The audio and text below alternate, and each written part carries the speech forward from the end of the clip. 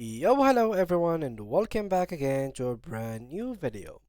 In today's tutorial, we are going to learn how we can connect our eBay account with CJ. CJ, guys, is basically a drop shipping like platform that gives you products to actually help you manage your drop shipping and make it go to the next level. So here you could actually search, for example, for iPhone, for a phone, for example, and you'll find a bunch of products that can be similar to that. Now, to connect them together, they have here an article that can explain it in details. So, here, what is CJ? We don't really need that, but we need to actually know how to link them.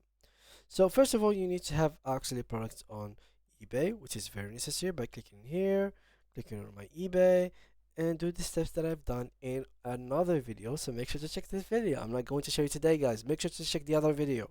So go ahead. So coming here.